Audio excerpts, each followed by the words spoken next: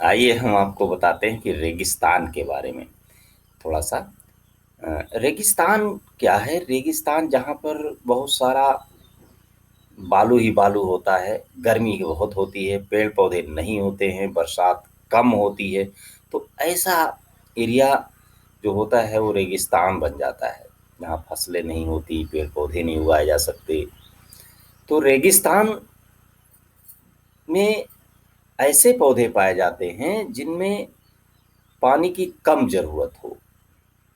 जैसे बबूल है, कांटेदार, क्योंकि उनकी पत्तियाँ काँटों में परिवर्तित हो जाती हैं जिसमें पानी की ज़रूरत कम होती है भोजन बनाने में और चीज़ों में, तो कांटेदार पौधे ज़्यादातर होते हैं और वहाँ पर चलना जैसे बालू में जानवर लोग जब चलते हैं तो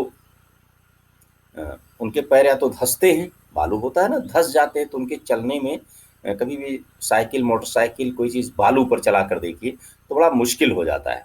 क्योंकि वो इतना घर्षण उनके बीच में पैदा होता है कि वो चल नहीं पाता, बहुत एनर्जी उसमें लगने लगती है, स्पीड कम हो जाती है, कार्य होने में बाधा पड़ने लगती है।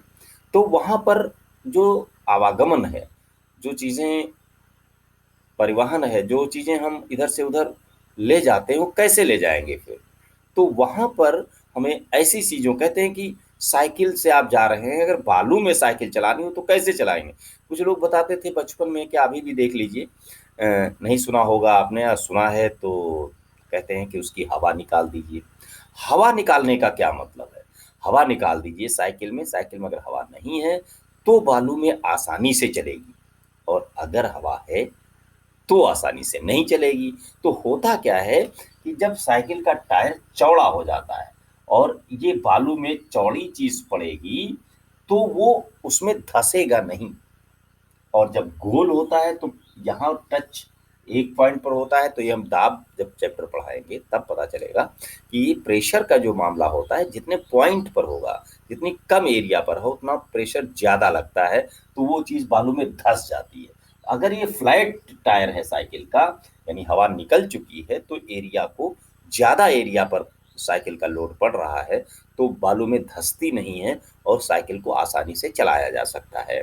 तो ये फ्लैट पैर वाले जानवरों में जब नाम लेते हैं तो देखिए बड़े-बड़े जिनके चौड़े-चौड़े पैर होते हैं, उनका रेगिस्तान में चलना, बालुई जगहों पर चलना बड़ा आसान होता है, वो लोग बहुत सफलतापूर्वक उसमें चलते हैं। जैसे ऊँट, ऊँट के पैर कैसे होते हैं?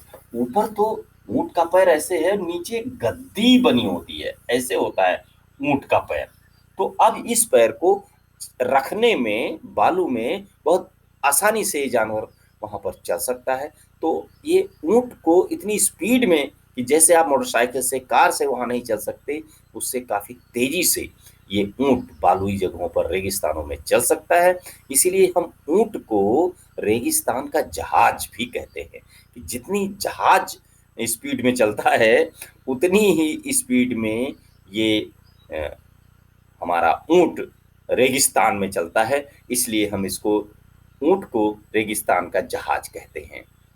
तो ये थोड़ी-सी छोटी-सी जानकारी थी, मुझे याद आ गया, मैंने कहा बता दूँ और सुनते रहिए, लाइक करते रहिए और बहुत ही अच्छा लगेगा आपको इस छोटी-छोटी जानकारियाँ 2-2, 4-4, 5-5 मिनट की, जिसमें ज़्यादा टाइम भी नहीं लगेगा और आप पूरी जानकारी और कोई भी वीडियो देखिए तो पूरा ज़रूर देखिए।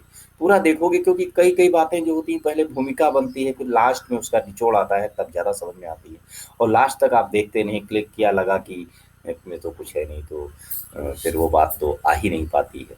इसलिए पूरा वीडियो देखिए और पूरी जानकारी इसीलिए मैं खुद ही काट-पीट करके बहुत कम समय में अपनी बात को कह रहा हूँ।